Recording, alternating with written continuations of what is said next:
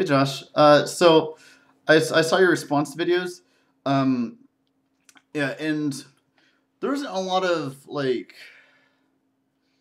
It's kind of hard to me respond to a lot of it because it's like it seems like our disagreement, like our like my biggest disagreement with you is more aesthetic than anything. I mean, my biggest factual disagreement I would say is about Malthusianism. Um, I'm a big critic of Malthus, and that's my biggest critique. That's my strongest objection to a lot of modern day environmental ideas, which uh, it's the idea that in order to stop poverty and world hunger, we need to stop these people from breeding. When we're the ones who are us in the West, we're the ones that have low fertility rate but very high resource consumption. Whereas there's a phenomenon known as demographic transition, where they find that as a country develops, the birth rate declines down to, so that you go from at lower end you go with high birth rate and high death rate, and then during development you have high birth rate, low death rate, and then people will start adjusting, and then you have uh, low birth rate and low death rate. And I mean, the guy who was on the Daily Show about the hunter gatherer diet, he mentioned how the age statistics from the Stone Age are skewed because of all the infant mortality. They said that as if it was no big deal. Like, oh yeah, majority of people didn't live to be adults, but yeah. But yeah, other than that, they were wait a minute, what? That sounds pretty nasty, brutish, and short. If most of you don't live to adulthood, um, but I mean, it's thanks to modern sewage and modern medical technology, most people do live to adulthood, and I the more economically developed countries become, the more their fertility rate declines, and people start being comfortable having two kids. America has a very stable population growth rate, and Europe has a negative growth population growth rate. Um, and so that's my biggest beef with Malthusianism. It's not that I think population is irrelevant, but Malthusians seem to think that that you cure poverty and hunger by stopping people from breeding, whereas I'd say actually you control population by addressing poverty. That people don't breed more because they have more food. They breed more because they're uncertain about their future. In countries where they don't have Social Security, or pensions, that your kids are your pension, and that's why it's mostly the poor who don't have as much to eat that are the ones doing the most breeding. Um, now, but as I said, that's my main critique in terms of factuality.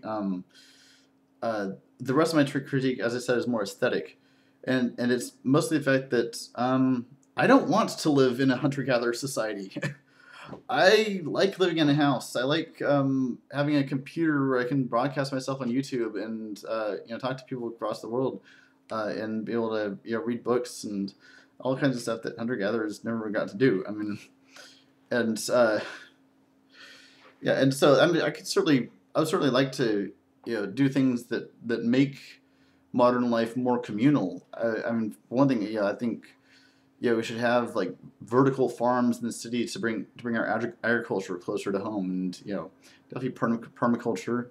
I've been reading a book by Janine Benyus called Biomimicry about technology like learning from nature, and she talks about how agriculture needs to go from like farming crops to farming ecosystems, and I think that's all great. That's all great, and I think that's.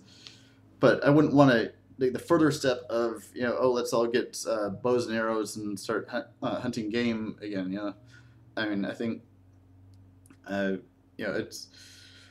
I think we have cities, and I'm not sure I'd want to give up cities. I just want to make them more ecological, more in harmony with nature. Um, and so I mean that's why I guess we'll never fully agree on that, just because that's just a matter of preference for me. Uh, um, I mean, yeah, but I guess the main difference between you and me, I guess, is it reminds me of what Richard Tarnas had said about the two myths in our civilization, and it means myth not in the sense of being false, but in term, but Joseph Campbell's sense of the term. He said there's the myth of progress and the myth of the fall, and it seems like that's our disagreement here. Is I'm holding on to the myth of progress, and you got the myth of the fall. For me, there is progress, and we're actually and actually like the universe is like trying to achieve something. There's greater value being realized, and and you're kind of more on the myth of the fall, that that civilization was a mistake, that we've fallen from the state of grace, and you know and I'm sure that neither of us believes in those respective myths fully. I mean, I'd personally say that that we have that I think civilization has brought good things, but I also agree that we had to give up some things along the way that may have been valuable. I mean, there's definitely a certain I believe it or not, I actually majored in sociology and anthropology, so I know a little bit of the stuff you're talking about. I was more emphasizing on sociology, but yeah, I did study anthropology and archaeology, and I did learn about how hunter gatherers had more free time than we do, and that's I definitely would like our civilization to just sort of rework itself in terms of how we do work and how we produce things. But the difference is that I'm a technophile. I enjoy devices that make things easier for us. But again, I think that technology can be is a function of our level of consciousness.